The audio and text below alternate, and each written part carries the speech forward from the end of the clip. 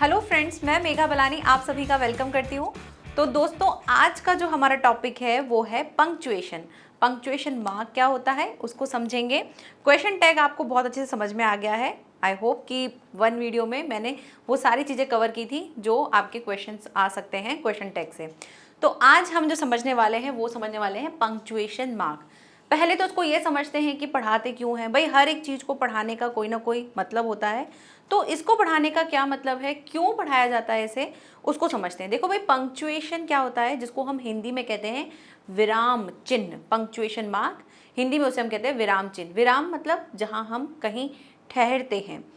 ठहरने का सेंस क्या होता है भाई? देखो, जब हम बात करते हैं तो बात करते वक्त तो हम क्या करते हैं, अपनी बातों को अच्छे से एक्सप्लेन कर लेते हैं कि भाई हम उसमें प्रश्न कर रहे हैं या कुछ ऐसे एक्साइटेड होके बोल रहे हैं, सिंपल सेंटेंस कह रहे हैं, कहीं रुक के फिर आगे की बात बोल रहे हैं, कुछ सोच के फिर बोल रहे हैं। तो जब बोलते हैं तब तो सामने वाले को हमारी बात समझ में आ जाती है। लेकिन जब रिटन में कुछ लिखा हुआ हो, आप उसे जब पढ़ते हैं तो उसको पढ़ने के लिए आपको पंक्चुएशन मार्क का ज्ञान होना चाहिए, जिससे सामने वाला किस सेंस में कह रहा है, उसके कहने का अर्थ क्या है, कहाँ पर वो रुक रहा है, ठहर रहा है, उसको समझते हैं। जैसे मान लो हम कहते हैं कि भाई किसी की ड्रेस हमको अच्छी लग रही है, हम कहते हैं वाह कितनी अच्छी ड्रेस है। तो हम उसको बोलते वक्त अपने एक्सप्रेशन से समझा देते हैं कि भाई तुम्हारी ड्रेस तो बहुत अच्छी लग रही है। बट क्या आप एक रिटर्न लिखते वक्त आप उसको कैसे समझाओगे? आपने अगर लिख दिया कि भाई तुम्हारी ड्रेस अच्छी लग रही है और तुमने बोल दिया, जब आपके सामने कोई था आपने तब कहा वाओ तुम्हारी ड्रेस कितनी अच्छी लग रही है, तो एक आपने बोला ड्रेस कितनी अच्छी लग रही है या वाओ तुम्हारी ड्रेस कितनी अच्छी लग रही है, एक तो आपने ऐसे कहा, लिखा हुआ है। दूसरा, आपने जब बोल के बताया तो आपसे वो समझा जा रहा है कि हाँ इसे ये चीज़ जो है वो बहुत अच्छी लगी है। उसके लिए हम थोड़ा डिफरेंट करते हैं। तो जब भी हम अपने रिटर्न के लिए हमें जब कुछ लिखना होता है और उसको एक्सप्रेसिव बनाना होता है, सामने वाले को हर एक बात का मतलब समझ में आए, उसके लिए हम विराम चिन्हों का प्रयोग करते हैं, जिसे हम पंक्चुएशन मार्क कहते हैं। ठीक है, अब यहाँ पर उसकी डेफिनेशन अगर देखें तो डेफिनेशन क्या है, कहा जाता है कि इट इज़ अ साइन। ये तो एक साइन ही होते हैं, सभी पंक्चुएशन के लिए कोई ना कोई साइन होता है।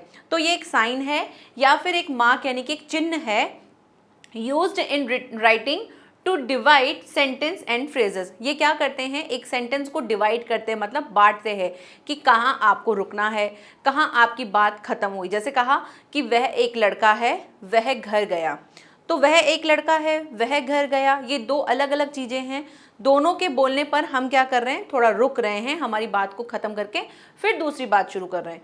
तो जब दूसरी बात शुरू करनी, बोलते वक्त तो हम अपनी बातों को समझा देते हैं, लेकिन जब हम रिटर्न में लिखते हैं तो कैसे पता चलेगा कि सामने वाले को, पढ़ने वाले को, कि हाँ भाई ये वाली बात जो है यहाँ पे फिनिश हुई है, अब आगे बात कही जा रही है, उसके सेंस में बोल रहे हैं।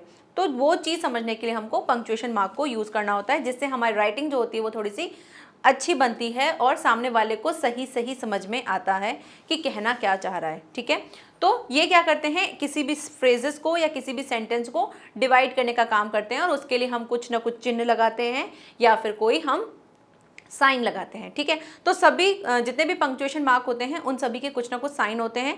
पहले हम लिस्ट देखेंगे, लिस्ट के बाद वन बाय वन एक एक को समझेंगे कि कहाँ पर किसका यूज होता है। ठीक है, तो देखो फर्स्ट अगर हम देखें कि भाई पंक्चुएशन मार्क जो होते हैं वो कौन कौन से होते हैं, तो देखिए कौन कौन से होते हैं। तो पहला दे रखा है फुल स्टॉप, जिसको हम पीरियड भी कहते हैं। ठीक है, तो फुल स्टॉप, कॉमा जिसे हम अल्प विराम कहते हैं जब हिंदी की बात करें तो अगर देखोगे तो यहाँ से आपको हिंदी के विराम चिन्ह का भी अगर आपका टॉपिक होता है तो वो कंप्लीट हो जाएगा, क्योंकि दोनों में कोई चेंजेस नहीं है, सब एक जैसा ही होता है, एक तरीके से यूज होता है। Semicolon, colon, question mark जिसे हम प्रश्नवाचक चिन्ह कहते हैं, dash, hyphen, exclamation mark, apostrophe, inverted commas और क्या है, ब्रैकेट्स। इसके अलावा भी बहुत से होते हैं, उनको भी हम समझेंगे। तो ये जो मेन है वो समझते हैं कि किस तरह से इनको यूज़ किया जाता है। तो अगर बात करते हैं फर्स्ट जो हमारा फुल स्टॉप है, तो उसका यूज़ कहाँ होता है, तो देखो जब भी हम कोई बात कंप्लीट करते हैं अपनी, तो उसके साथ हम क्या लगाते हैं, हम उसके साथ लगाते हैं फुल स्टॉप। ठीक है, तो जब भी आप कोई बात कहते हो, जैसे कहा आपने कि फर्स्ट यूज़ क्या होता है, सिंपल स्टेटमेंट। जब भी आप कोई बात सिंपल कह रहे हो, यानी कि जब आप असर्टिव सेंटेंस की बात करोगे, अगर हम यहाँ पे सेंटेंस के टाइप देखें तो जब भी असर्टिव होते हैं तो यानी कि नेगेटिव हो या फिर पॉजिटिव हो, हम उनके साथ क्या लगाते थे, फुल स्टॉप लगाते थे। बात अगर क्वेश्चन मार्क की आ जाती तो हम क्वेश्चन मार्क लगा देते थे, एक्सक्लेमेशन मार्क होता था तो वहाँ एक्सक्लेमेशन मार्क लगाते थे, ऑप्टेटिव सेंटेंस होते थे तब हम वहाँ पे एक्सक्लेमेशन मार्क लगाते थे, इंपेरेटिव सेंटेंस के लिए भी हम क्या लगाते हैं, हम लगाते हैं फुल स्टॉप, जिसे हम पीरियड भी कहते हैं। तो देखिए सिंपल स्टेटमेंट, जब आप सिंपल कोई बात कह रहे हो, अपनी बात खत्म कर रहे हो, तब हम कैसे यूज करते हैं, फुल स्टॉप लगाते हैं सेंटेंस के एंड में, जिससे पता चलता है कि कोई वाक्य जो है वो सिंपल तरीके, साधारण तरीके से कुछ बताई गई है। जैसे Ram is a good boy, please help me, ये सारी चीजें क्या है, एक सिंपल स्टेटमेंट है जहां पर एक आप साधारण चीज कह रहे हो, कोई बात बता रहे हो। अब दूसरा यूज क्या होता है इसका, दूसरा यूज है एब्रीविएशन। एब्रीविएशन मतलब क्या होता है, किसी भी वर्ड का शॉर्ट फॉर्म बनाना। ठीक है, किसी भी वर्ड को अगर आप शॉर्ट फॉर्म में लिखते हैं तो उसे हम एब्रीविएशन कहते हैं, यानी कि short form of a word. ठीक है, तो इस वर्ड के साथ क्या होता है, जब भी आपके सामने कोई वर्ड होता है, उस वर्ड के शॉर्ट फॉर्म बताने हो, तब हम क्या करते हैं, तब हम उनके साथ फुल स्टॉप लगा के यानी कि उसका एब्रीविएशन करते हैं, उसे संक्षिप्त रूप में दिखाते हैं। जैसे कि दे रखा है BA, ठीक है, तो BA का फुल फॉर्म क्या होता है, बैचलर ऑफ आर्ट्स। तो BA हम क्या बोलते हैं, BA बोलते हैं, हम पूरा नहीं बोलते हैं कि भाई आप क्या कर रहे हो, ग्रेजुएशन कर रहे हो, कहाँ किस में कर रहे हो, BA कर रहे हैं, भाई BA कर रहे हैं। तो BA का फुल फॉर्म जो है, हम उसे फुल फॉर्म ना बोल के उसका शॉर्ट फॉर्म ले लेते हैं। तो शॉर्ट फॉर्म लेने के लिए हम क्या लगाते हैं, फुल स्टॉप लगा देते हैं। लेकिन अब जो मॉडर्न इंग्लिश आ गई है, वहां पर हम क्या करते हैं, फुल स्टॉप नहीं लगाया जाता है, वहां सिंपल लिख दिया जाता है BA। ऐसे ही जैसे WHO को अगर हम कहें तो उसका भी फुल फॉर्म होता है, उसको भी हमें क्या करना है, संक्षिप्त रूप में लिखना होता है। तो पहले लिखा जाता था W.H.O. ठीक है, यानी कि इनका फुल स्टॉप लगाया जाता था। बट अब मॉडर्न लैंग्वेज में जो है, मॉडर्न इंग्लिश में सिंपल इस तरीके से लिखते हैं, यानी कि कोई डॉट नहीं लगाया जाता है, आपको विदाउट फुल स्टॉप के ही आपको एब्रीविएशन लिखने होते हैं। तो जब भी किसी बात का संक्षिप्त रूप लिखना हो, तब भी हम क्या लिखते हैं, जैसे चीफ मिनिस्टर, ठीक है, तो चीफ मिनिस्टर में हम क्या लगा देते हैं, CM, इस तरह से लिखा जाता है। लेकिन इन डॉट को नहीं लिखा जाता है, किस तरह लिख देंगे, CM, ठीक है, इनमें फुल स्टॉप नहीं लगाया जाएगा, सिंपल विदाउट फुल स्टॉप के ही हम इसको लिखते हैं। तीसरा यूज क्या है कि कभी कभी ऐसा हो सकता है, कुछ ऐसी चीजें होती हैं जहां पर हमें इनके साथ क्या लगाना होता है, फुल स्टॉप लगाना होता है। तो वो कौन कौन से हैं कि भाई कभी कभी एब्रीविएशन में यानी कि संक्षिप्त रूप में हमको लगाने होते हैं फुल स्टॉप, और वो कौन कौन से, जैसे लिखा है फॉर एग्जाम्पल, हम लिखते हैं ना, कभी भी एग्जाम्पल लिखते हैं तो उसका शॉर्ट फॉर्म हम पूरा एग्जाम्पल नहीं लिख के हम EG लगा के डॉट लगा देते हैं। तो जब भी कुछ ऐसे वर्ड्स होते हैं जिनके साथ हमको एब्रीविएशन के साथ क्या करना होता है, फुल स्टॉप लगाना होता है, जैसे कि एग्जाम्पल हो गया, कंपनी हो गया, ठीक है, तो यहाँ पर भी क्या है, कंपनी के साथ भी क्या लगा देंगे, हम डॉट लगा देंगे, CO डॉट, यानी CO लिख दोगे तो उससे समझ में नहीं आएगा, अगर आप इस तरह से लिख देंगे तो CO से नहीं समझ में आएगा। इनके लिए हमको फुल स्टॉप लगाना पड़ता है, पीरियड लगाना पड़ता है, और उनके साथ ही हम यूज करते हैं। नेक्स्ट देखते हैं, कोई भी मंथ है, जनवरी, फरवरी, मार्च, इन सभी के साथ भी हम क्या करते हैं, इनके साथ भी हम फुल स्टॉप को लगाते हैं। तो JN, जैन लिख के उसके बाद आपने फुल स्टॉप लगा दिया।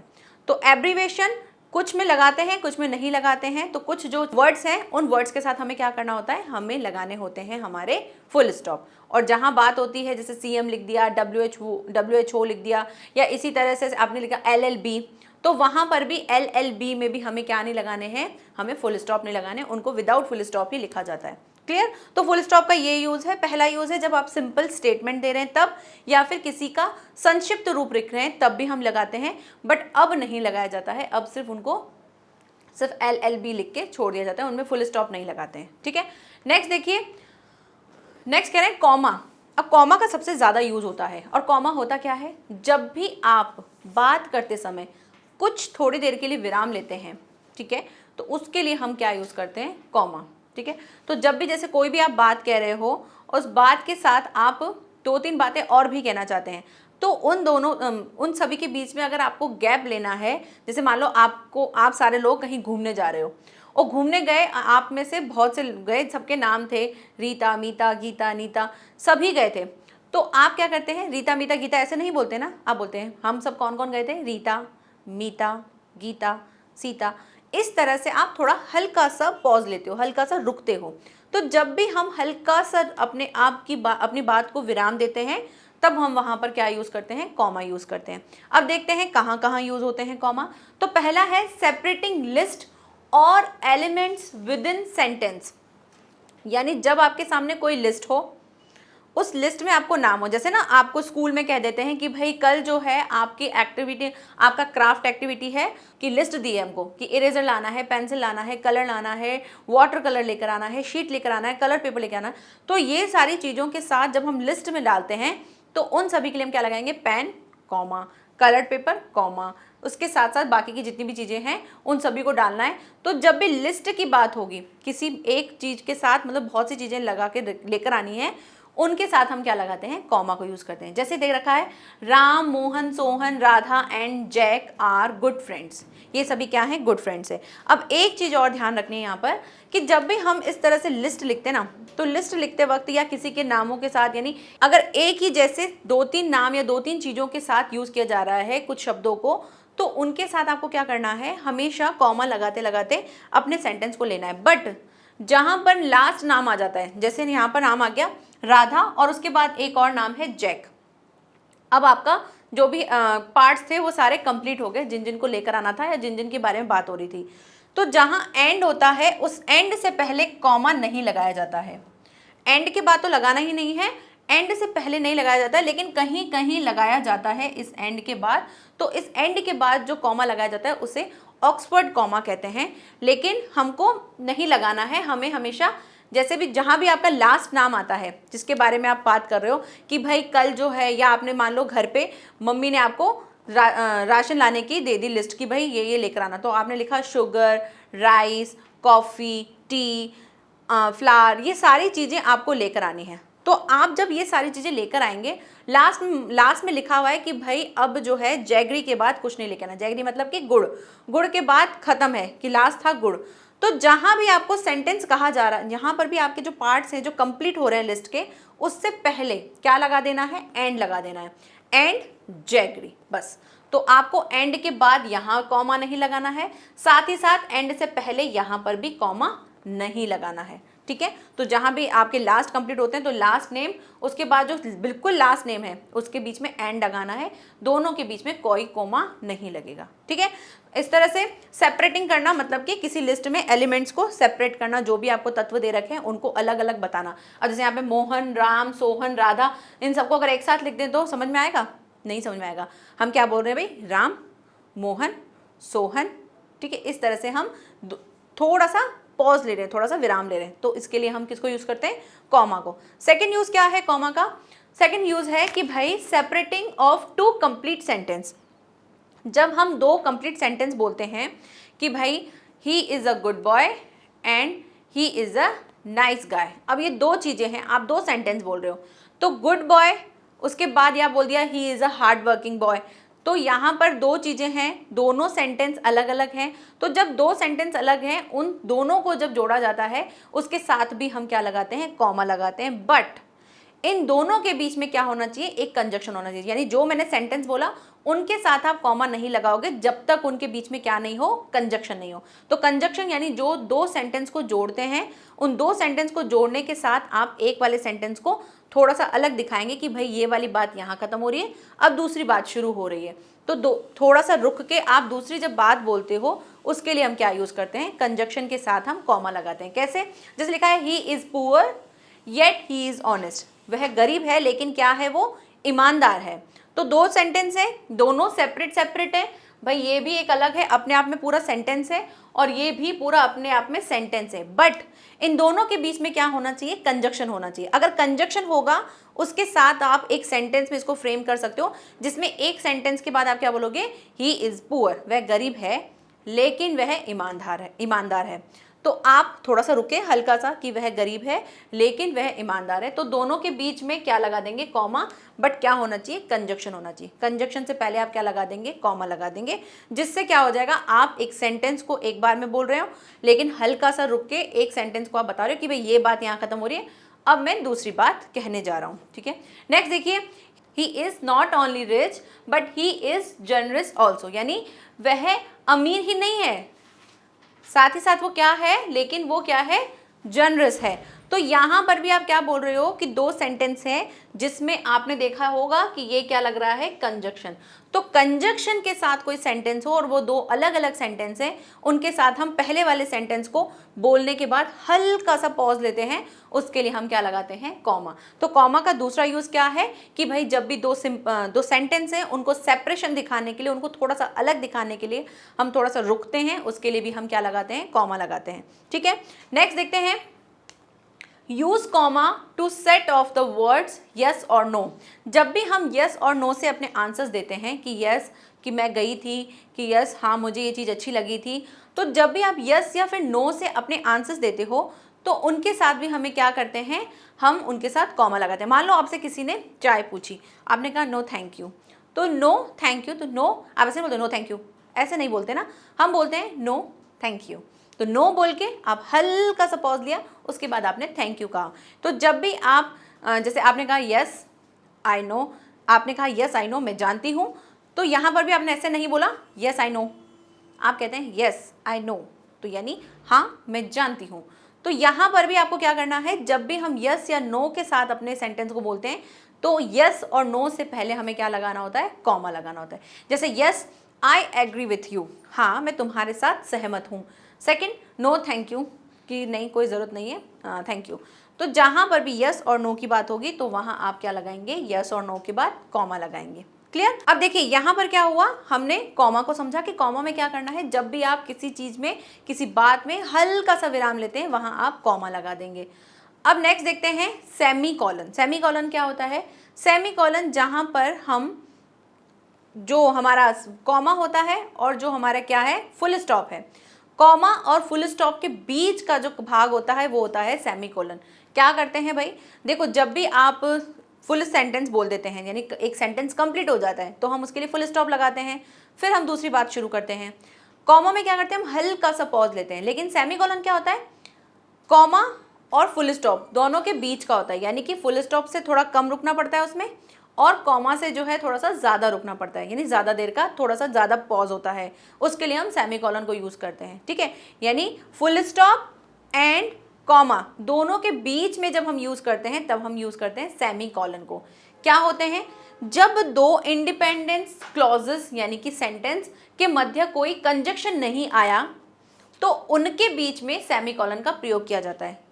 इस मतलब को समझते हैं, क्योंकि यही आपको कंफ्यूज करेगा कि भाई यहाँ पर जो बात कही जा रही है कि दो इंडिपेंडेंट क्लॉज यानी कि दो अलग अलग सेंटेंस, उन दोनों सेंटेंस को जब जोड़ते हैं उनके लिए भी सेमीकोलन यूज़ करते हैं। और अभी अभी हमने समझा था कि भाई कॉमा को भी यूज़ करते हैं, लेकिन कॉमा के साथ क्या थी, एक कंडीशन थी, आपके साथ क्या होना चाहिए, उस सेंटेंस के साथ कंजक्शन होना चाहिए, कोई भी कंजक्शन यानी जुड़ने वाला वर्ड होना चाहिए। लेकिन यहाँ पर क्या कहा है कि जब कंजक्शन नहीं आया हो तब हम किसी दो सेंटेंस हैं जो दो इंडिपेंडेंट सेंटेंस हैं उनके बीच हम क्या करते हैं, सेमीकोलन को यूज़ करते हैं। जैसे देखो क्या लिखा है, the hotel burn down, it was the biggest hotel in the city. जो होटल है वो जल गई, और ये जो होटल थी वो कौन सी थी, सबसे बड़ी थी, सबसे बिगेस्ट थी, किसमें, सिटी में। तो यहाँ पे दो सेंटेंस है, लेकिन ध्यान देंगे तो यहाँ पर हमारे पास कोई कंजक्शन नहीं है। अगर कंजक्शन नहीं है तो फिर क्या करना है, अगर कंजक्शन नहीं है तो उसके लिए हमको सेमीकोलन लगाना है, ना कि कॉमा। तो यहाँ कॉमा नहीं लगेगा, कॉमा तब लगता जब यहाँ पर लिखा होता बट या फिर ऑल्सो, इस तरह के कोई कंजक्शन जुड़े होते तब हम लगा देते कि हाँ भाई यहाँ पर कोई बात जो है किसी कंजक्शन के साथ जुड़ी हुई है। तो यहाँ पे कंजक्शन नहीं है तो इसलिए हमको सेमीकोलन लगाना है। नेक्स्ट देखते हैं, the efforts must continue, war can be fruitless. अगर हम एफर्ट्स करेंगे, प्रयास करेंगे कंटिन्यू लगातार, तो जो हमारी जीत है वो बहुत ही आसान हो जाएगी। तो दो सेंटेंस है, अलग अलग सेंटेंस है कि भाई एफर्ट्स करने चाहिए हमको कंटिन्यू, तभी हम क्या करेंगे, वॉर को जीत सकते हैं। तो दो सेंटेंस है, दो सेंटेंस को अगर अलग अलग सेंटेंस है, दोनों एक दूसरे पे डिपेंड नहीं है, दोनों का अलग अलग मतलब है कि वॉर कैन बी फ्रूटलेस, कि जीत जो है वो आसानी से जीती जा सकती है। और यहाँ पे कहा जा रहा है द एफर्ट्स मस्ट कंटिन्यू, जो प्रयास है वो हमें लगातार करते रहने चाहिए। तो दो अलग अलग सेंटेंस है, बट इनके बीच में क्या नहीं है, कंजक्शन नहीं है। कंजक्शन नहीं है उसके लिए हमें सेमीकोलन लगाना है। और अगर ऐसे ही मान लो इनके बीच में अगर कंजक्शन होता तो आप क्या लगा देंगे, कॉमा लगा देंगे। तो सेमी कॉलन और कॉमा दोनों का एक मेन डिफरेंस क्या है कि अगर दो इंडिपेंडेंट सेंटेंस हैं, यानी दोनों अलग अलग और अपने आप में पूरे वाक्य हैं, उन वाक्यों को क्या करना है, जब आपको जोड़ना है तो उनके साथ आप क्या लगा देंगे, उनके साथ आप लगाएंगे सेमी कॉलन। बट अगर उनके साथ कंजक्शन होगा तो आप क्या लगाएंगे, कॉमा। तो conjunction comma, no conjunction semicolon. Clear. Next देखते हैं कॉलन। अब कॉलन क्या करते हैं, कॉलन क्या करता है, जब भी आप कोई लिस्ट बनाते हैं, जैसे आपको मैम ने कहा कि फॉलोइंग दीज आइटम्स आपको लेकर आने हैं, या ये आपको चीज़ें लेकर आनी है, या क्वेश्चन लिखा आता है कि फॉलोइंग दीज क्वेश्चन। तो जब भी आपको इस तरह से दे रखे होते हैं या किसी के पार्ट्स दे रखे हैं कि भाई आपको इसके पार्ट्स बताने हैं, तो उस पहली लाइन में बताया जाता है कि यहाँ पर 3 पार्ट्स हैं इसके, तो 3 पार्ट्स के बाद जो हम लगाते हैं कि भाई 3 पार्ट्स, उसके बाद इसको लगा के नेक्स्ट हम उनके पार्ट्स के नाम बोलते हैं कि भाई ये पार्ट 1 पार्ट 2 पार्ट 3 पार्ट, या जो भी आपके बारे में जो भी लिस्ट दी जाती है उसकी बात करते हैं। तो लिस्ट के लिए तो हम कॉमा लगाते हैं, बट जहाँ पर उस सेंटेंस को शुरू किया जाता है उसके लिए हम क्या लगाते हैं, इस कॉलन को यूज़ करते हैं। कॉलन के और भी बहुत सारे यूजेस हैं, उनको देखेंगे। तो देखिए, अगर इनकी बात करें तो इनको कैसे यूज़ करते हैं, पहले इनके यूजेस को देख लो। यूज़ क्या दे रखा है, पहला दे रखा है हमको, फर्स्ट यूज़ दे रखा है इसका कि भाई कॉलन का प्रयोग जो है वो किसी लिस्ट या फिर एग्जाम्पल को शुरू करने के लिए किया जाता है। जैसे आपको कहा गया क्राफ्ट के लिए लेके आने के लिए, तो क्राफ्ट में आपको कह दिया क्या क्या लाना है, the following items are required, ये आइटम जो है वो रिक्वायर्ड है for art and craft activity. तो यहाँ पर क्या लगे हुए हैं, ये कॉलन। इस कॉलन का मतलब क्या है कि ये जो आगे जो लिस्ट आएंगी उन लिस्ट में क्या क्या लेकर आना है। फिर जब वो लिस्ट की बात होगी तो pen comma pencil comma rubber comma cutter and ink pot, यानी इन दोनों के बीच में कॉमा नहीं लगेगा। जहाँ आपकी लास्ट सेंटेंस कंप्लीट हो रही है उसके बाद आप कॉमा नहीं लगाओगे, यही इन दोनों के बीच में एंड जोड़ के अपने सेंटेंस को कंप्लीट करोगे। और मान लो अगर यहाँ पर आगे और सेंटेंस में आ जाता है कि एटसेट्रा, कि और कौन कौन सी चीज़ें हैं, तो उसके लिए आप क्या करेंगे, जैसे यहाँ पे कह दिया कटर, और भी चीज़ें हैं, कटर कह दिया, इंक पॉट कह दिया, उसके बाद कह दिया कि कलर्ड पेपर, ठीक है, कलर्ड पेपर, और मैम ने कह दिया एक्सेट्रा, इत्यादि इत्यादि। तो उनके लिए आपको क्या करना है, लास्ट में आप लगा देंगे ETC और फुल स्टॉप। जबकि ETC क्या है, एक एब्रीवेशन है, शॉर्ट फॉर्म है, यानी कि एटसेट्रा बोलते हैं जिनको, उनके लिए हम ETC को यूज़ करते हैं, एटसेट्रा। तो एटसेट्रा लास्ट में है, लेकिन जब आप इसको किसी बीच सेंटेंस में यूज़ करोगे तब आप इसमें इस तरह से फुल स्टॉप नहीं लगाओगे, लेकिन अगर सेंटेंस के लास्ट में आप इसको यूज़ कर रहे हो तब आप यहाँ पर फुल स्टॉप को यूज़ कर सकते हो। और अगर मान लो ये किसी बीच में, किसी सेंटेंस के बीच में आ जाता है कि भाई ये चीज़ें जो है एटसेट्रा आपको रिक्वायर्ड हैं, तब आप क्या करेंगे, अगर सेंटेंस के बीच में एटसेट्रा आता है तब आप वहाँ पे फुल स्टॉप को यूज़ नहीं करेंगे, सिर्फ ETC लिखेंगे। बट अगर क्या होता है, किसी सेंटेंस में लास्ट में आता है तो लास्ट में वैसे ही सेंटेंस को हमें एंड करना होता है, उसके लिए हम क्या करेंगे, यहाँ पे फुल स्टॉप लगा देंगे। ठीक है, नेक्स्ट देखते हैं, ही नॉमिनेटेड 5 मेंबर्स, उन्होंने नॉमिनेटेड किया किनको, 5 मेंबर्स को। अब 5 मेंबर्स बोल दिए तो यहाँ पे इनको किस तरह से यूज़ करेंगे, सेमी कॉलन को। ठीक है, कैसे, राहुल, सरला, रजनी एंड गिरीश, ये सारे नाम हैं जिनको उन्होंने नॉमिनेट किया था। तो जब भी आप किसी लिस्ट के बारे में बात करेंगे तो उसके लिए जो आप यूज़ करते हैं शुरू करने के लिए, वहाँ पर हम क्या लगाते हैं, सेमी कॉलन को यूज़ करते हैं। नेक्स्ट और क्या होता है कॉलन का यूज़, उसको देखो भाई। नेक्स्ट क्या दे रखा है कि भाई किसी शब्द की डेफिनेशन या उसका डिस्क्रिप्शन देने के लिए हम कॉलन का प्रयोग करते हैं। हम जब किसी भी बात को अगर शुरू करते हैं या कोई भी डेफिनेशन लिखते हैं, आप किसी के बारे में, जैसे आप हिंदी की बात कर लो या इंग्लिश में भी आप बात कर लो, आप कभी भी कोई किसी टॉपिक को लिखने वाले होते हो तो आप क्या करते हो, टॉपिक का नाम लिखते हो, उसके बाद आप इस तरह से सेमी कॉलन लगाते हो। कई बार हम क्या लगाते हैं, यहाँ पर हम इस तरह से डैश भी लगा देते हैं, राइट। तो आप डैश भी लगा सकते हो, सेमी कॉलन भी लगा सकते हो, दोनों लगा सकते हो, दोनों का यूज़ एक तरीके से ही है। चाहे तो आप कॉलन लगाएं, चाहे आप क्या लगा दें, डैश लगा दें, दोनों का ही यूज़ क्या है, एक जैसा ही है। जब भी आप किसी भी डेफिनेशन की बात करो या किसी टॉपिक पे आप लिखने वाले हो और उस टॉपिक को हाईलाइट करना है कि भाई हम इस टॉपिक के बारे में बात कर रहे हैं, तो टॉपिक को लिखा, उस टॉपिक के बारे में आपको डिस्क्रिप्शन देना है, यानी उसके बारे में आपको वर्णन करना है, जैसे व्याख्या करनी है आपको, तो उस या किसी चीज़ को एक्सप्लेन करना है, तो जिस टॉपिक को आपको एक्सप्लेन करना है उस टॉपिक के बाद आप क्या लगा सकते हैं, कॉलन भी लगा सकते हैं और डैश भी लगा सकते हैं, दोनों लगा सकते हैं, दोनों का यूज़ एक जैसा ही है। तो कॉलन या डैश दोनों में से कुछ भी लगा सकते हैं। तो इस तरह से हम जब भी किसी की डेफिनेशन की बात करेंगे तो हम यूज करते हैं। अब देखो इसके एग्जाम्पल, जैसे लिखा है यहाँ पर क्या, नाउन। अब आपको कह दिया नाउन की डेफिनेशन लिखो, ठीक है। तो नाउन क्या है, noun name of any person, thing, place, ठीक है, एनिमल्स, ये सभी क्या है, नाउन होते हैं। तो नाउन, उसके बाद हमने लगा दिया कॉलन, देन हमने उसका डेफिनेशन लिख दिया। पिकॉक, पिकॉक के बारे में अगर आपसे कहा जाए कि इसका डिस्क्रिप्शन करो, इसका डिस्क्राइब करो कि भाई पिकॉक क्या है, पिकॉक दे दिया आपको, किसी टॉपिक पे लिखने के लिए कह दिया कि इस टॉपिक पे आपको लिखना है, डिस्क्राइब करना है, तो हम वहाँ पे क्या यूज़ करते हैं, कॉलन या फिर डैश, दोनों में से कुछ भी यूज़ कर सकते हैं। पिकॉक के बारे में कहा जा रहा है तो पिकॉक क्या है, एक ब्यूटीफुल बर्ड है जो क्या है, ब्लू नेक और कलरफुल फीदर्स के साथ उसकी ब्यूटी को हम बताते हैं। तो पिकॉक के बारे में डिस्क्राइब करना है, उसके बारे में डिस्क्रिप्शन देना है, तो हम इस तरह से यूज़ करेंगे। तो जब भी किसी टॉपिक का, किसी पॉइंट का आपको डिस्क्रिप्शन देना है, तब हम किसको यूज़ करते हैं, हमारे कॉलन को यूज़ करते हैं।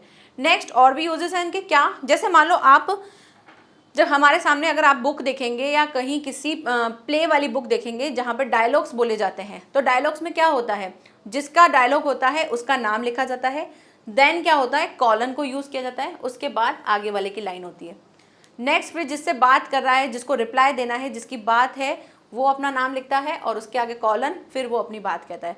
तो जब भी हम प्ले करते हैं या फिर हम डायलॉग बोलते हैं, तो वो वहाँ पर भी, या जिसके पास भी जो हमारे हीरोइन होते हैं, वो जब स्क्रिप्ट पढ़ते हैं तो स्क्रिप्ट में क्या होता है, उनके सामने ऐसे स्क्रिप्ट होती है जिसमें लिखा होता है कि भाई ये लाइन तुम्हारी है, फिर ये हीरोइन की है, ये हीरो की है, फिर हीरोइन की है, फिर हीरो की, हीरोइन की। तो जब हीरो और हीरोइन लिखा होता है, वो यहाँ लिखा होता है, जिससे सामने वाले को पता चल जाता है कि मेरी लाइन कौन सी है, मुझे ये लाइन बोलनी है। अब मान लो यहाँ पर ऐसा लिखा ही नहीं हो, सिर्फ ऐसे लाइन्स लिखी हो, simple, hello, how are you, I am fine, इस तरह से आपको सेंटेंस मिल जाए, तो आप समझ पाओगे, नहीं समझ पाओगे ना। चाहे फिर साथ में ये भी लिख दें, मोहन सोहन, मोहन सोहन लिख दिया, आप कैसे पढ़ोगे इसको, इस तरह से अगर लिखा हुआ आ जाएगा। मान लो ये नहीं हो, सपोज करो कि हमारे पास पंक्चुएशंस है ही नहीं और आपको एक सेंटेंस लिखा हुआ मिल गया, सेंटेंस ये लिखा हुआ मिल गया, यहाँ पर ना तो ये कॉलन है, ना ये कॉलन है, ये भी नहीं है, नथिंग, नथिंग, कुछ भी नहीं है, सिंपल है, तब आप कैसे यूज़ करोगे, Mohan hello how are you, Mohan hello how are you, Sohan hi I am fine. नहीं समझ में आ रहा ना, क्यों, क्योंकि हेलो मोहन समझ में ही नहीं आ रहा है कि हम क्या बोलने वाले हैं। बोल के तो हम समझा देंगे कि भाई जब हमारे सामने कोई आएगा तो हम उनसे बात करते बोल देंगे hello how are you, I am fine.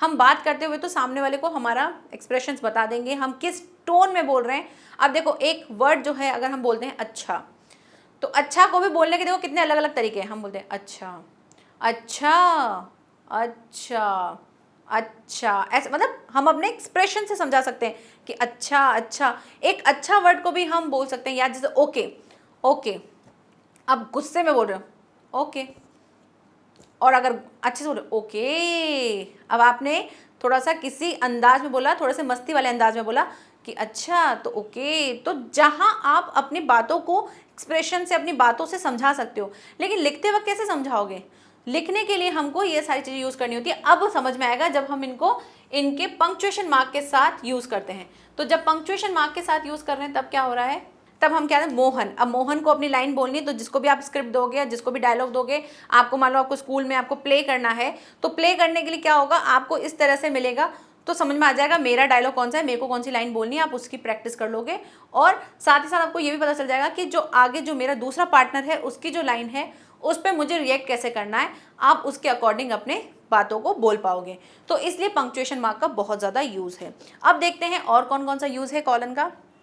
Colon का यूज़ होता है टाइम के लिए। जब हम टाइम लिखते हैं और जो हमारे घंटे और मिनट्स होते हैं उनके लिए भी हम क्या यूज़ करते हैं, हम कॉलन को यूज़ करते हैं। ठीक है, जैसे 10:40, 10:30, तो उसके लिए हम क्या कर रहे हैं, 10 और उन दोनों के यानी आवर्स और मिनट्स के बीच में हम क्या लगा देते हैं, कॉलन लगा देते हैं, जिससे हम हमारे टाइम को बता पाते हैं कि भाई इतना टाइम हुआ, 10:30, 10:40।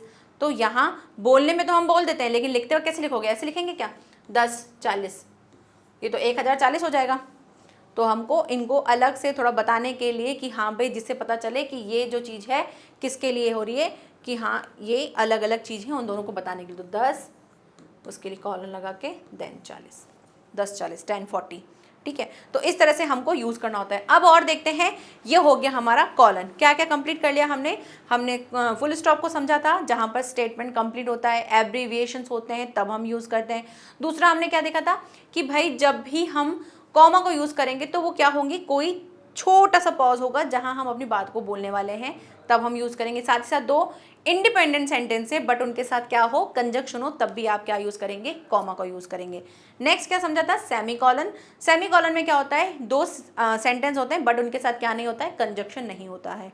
नेक्स्ट हमने समझा था कॉलन। तो कॉलन को कहाँ कहाँ यूज़ करते हैं, जब हम कोई लिस्ट बता रहे होते हैं उनके साथ यूज़ करते हैं, टाइम के साथ यूज़ करते हैं, प्ले करते हैं तब हम किसी के बारे में बात बोलते हैं तब, या किसी टॉपिक को या किसी भी पॉइंट को आपको डिस्क्राइब करना है या उसके बारे में कुछ बताना है तब हम कॉलन को यूज़ करते हैं। वहाँ पे हम डैश भी यूज़ कर सकते हैं।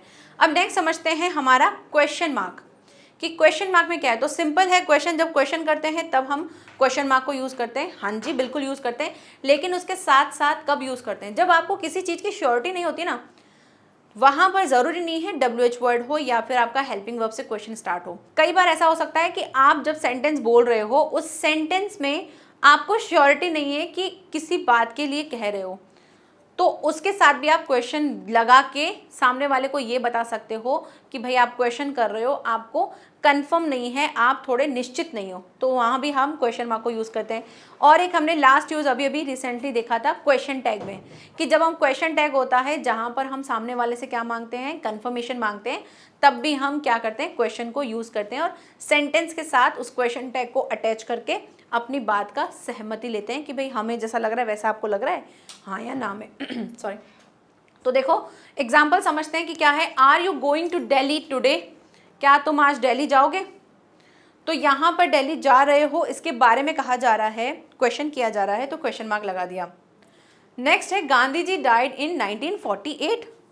आप ऐसे क्वेश्चन करके पूछ रहे हो कि गांधी जी जो हैं उनकी मृत्यु जो है 1948 में हुई थी, तो आप निश्चित नहीं हो, कंफर्म नहीं हो कि भाई 1948 में हुई थी या 1950 में हुई थी, 1949 में हुई थी। आप इस तरह से क्वेश्चन मार्क अगर लगा देते हो, दैट मीन्स आपको इसकी श्योरिटी नहीं है, आप थोड़े से डाउट में हो और सामने से पूछ रहे हो, जिससे भी आप बात कर रहे हो उससे पूछ रहे हो कि 1948 में हुई थी गांधी जी की डेथ। तो इसमें भी आप क्या कर सकते हो, क्वेश्चन मार्क लगा सकते हो। जरूरी नहीं है WH वर्ड्स ही हो, अगर आप क्वेश्चन मार्क लगा देते हो किसी सेंटेंस के साथ, इसका मतलब क्या है कि आपको उसके बारे में श्योरिटी नहीं है कि भाई ये चीज़ इस दिन ही हुई थी या किसी और दिन हुई थी। ठीक है। नेक्स्ट है open the window will you, क्या आप मेरे लिए दरवाज़ा खोल दोगे, सॉरी खिड़की खोल दोगे। तो यहाँ पर कौन सा सेंटेंस है, बात करें तो इम्पेरेटिव सेंटेंस। तो इम्पेरेटिव सेंटेंस के साथ हम क्या लगाते हैं, विल यू लगाते हैं। और अगर लेट के साथ स्टार्ट होता है, लेट अस हो जाता है, तो वहाँ हम शैल वी लगाते हैं।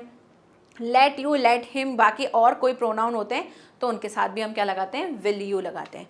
तो इम्पेरेटिव सेंटेंस है तो उसके साथ हमने क्या लगाया, विल यू। तो विल यू में भी क्या है, ये क्वेश्चन मार्क है क्योंकि हम क्वेश्चन कर रहे हैं, हेल्पिंग वर्ब आ रही है। इसी तरह से अगर WH वर्ड भी आता है, व्हाट इज़ योर नेम या वेयर डू यू लिव, ठीक है, तो ये सारी चीज़ें भी क्या हैं, ये सारे क्वेश्चन हैं और उनके साथ हम क्वेश्चन मार्क लगाते हैं। तो जहाँ आपको प्रश्न लगता है या जहाँ आप श्योर नहीं हो किसी चीज़ के लिए, तो वहाँ भी आप क्वेश्चन मार्क लगा सकते हो।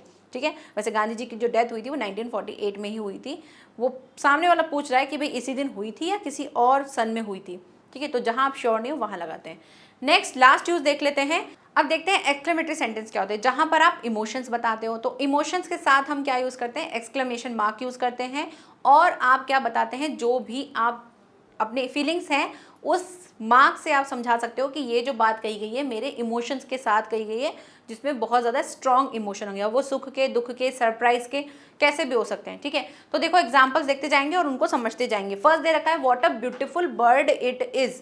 यहाँ पे बर्ड के बारे में कह रहे हैं कि कितना प्यारा पक्षी है, कितना अच्छा और सुंदर पक्षी है।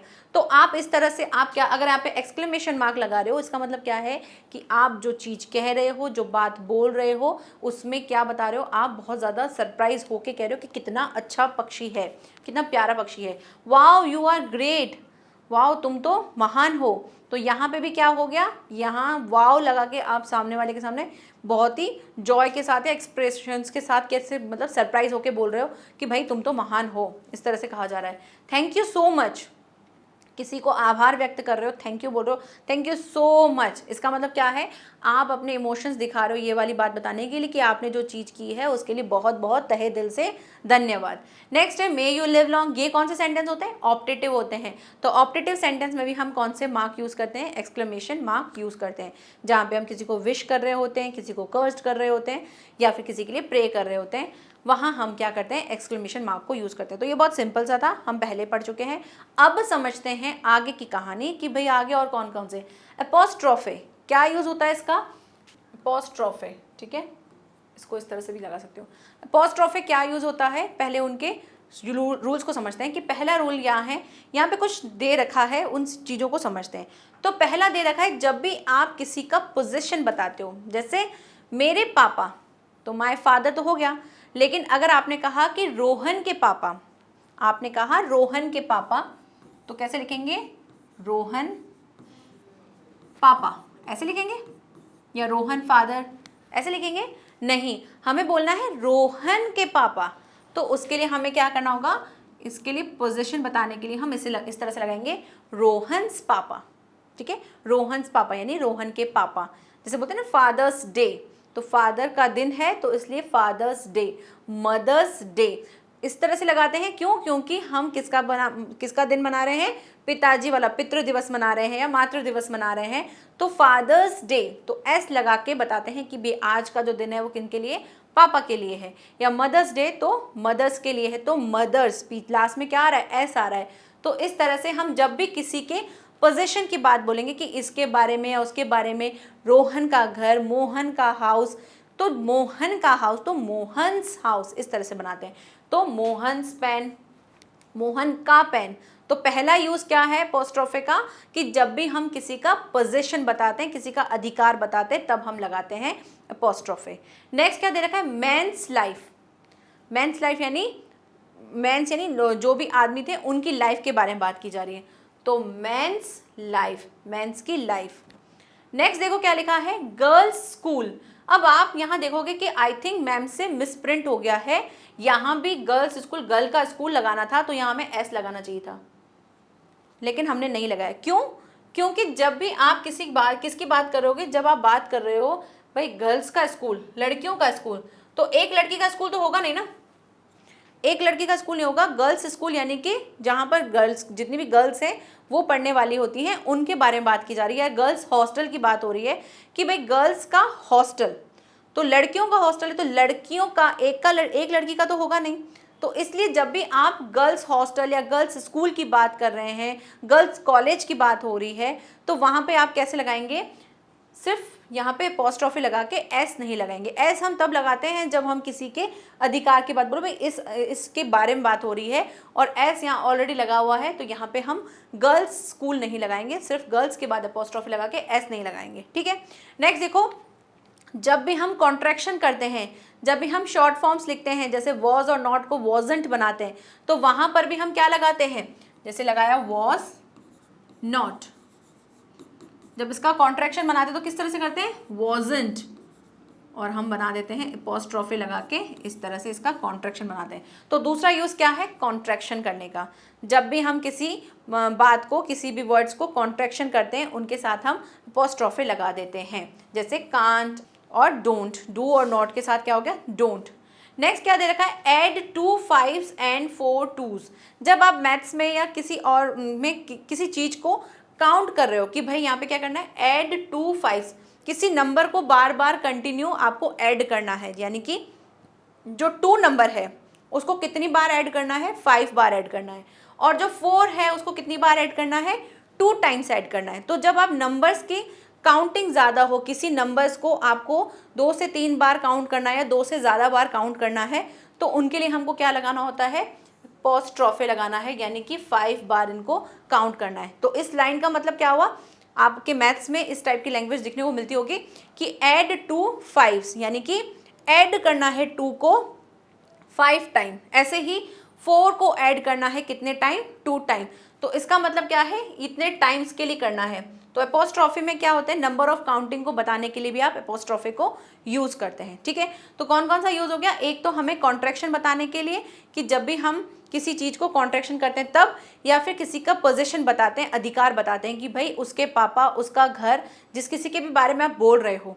आपने जैसे कह दिया रोहन्स हाउस, तो रोहन का हाउस, ठीक है। रोहन्स बुक, तो रोहन की बुक, तो रोहन की बुक, तो उसके लिए हम क्या लगा देते हैं, एस लगा देते हैं, ठीक है। तो इस तरह से आप एपोस्ट्रोफे को यूज़ करते हैं। और साथ ही साथ जब आपको नंबर की काउंटिंग बतानी होती है उसके लिए भी हम एपोस्ट्रोफे को यूज़ करते हैं। तो यहाँ हमने समझ लिया कि एपोस्ट्रोफे को कैसे यूज़ करते हैं। नेक्स्ट क्लास में हम क्या करने वाले हैं, नेक्स्ट क्लास में हम इसके आगे के पंक्चुएशन मार्क देखेंगे कि और कौन कौन से मार्क होते हैं जिनको यूज़ किया जाता है।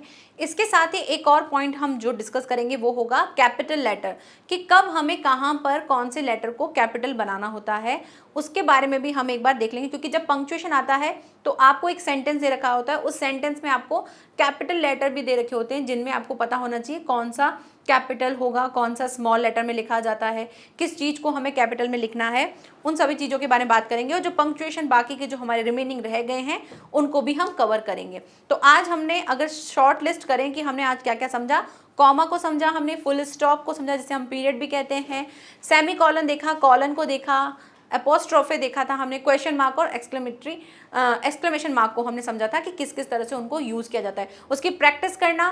फिर नेक्स्ट क्लास में हम क्या करने वाले हैं, बाकी के पंक्चुएशन मार्क्स को करके उसके बाद एक एक्सरसाइज करेंगे जिससे आपका क्लियर हो जाएगा कि कैसे हमें यूज़ करना है और हमें किस तरह की एक्टिविटी, हमारे किसी तरह के सेंटेंस आएंगे जिनको हमें करना है। तो एक सेंटेंस होगा उस, और सबसे बड़ी अच्छी चीज़ ये क्या है कि पंक्चुएशन का जो मार्क का जो यूज़ होता है वो आप जब रिटन लिखने वाले होंगे, जब आप पेपर लिखेंगे, वहाँ आपको बहुत ज़्यादा यूज़ होगा कि जब भी आप कोई बात बता रहे हो उनके लिए आप कौन सा सेंस ले रहे हो, आप अपने मार्क से बता सकते हो कि हमने ये पंक्चुएशन मार्क को यूज़ करके अपने सेंटेंस को बताया है। ठीक है, तो मिलते हैं नेक्स्ट क्लास में, तब तक के लिए bye bye and take care.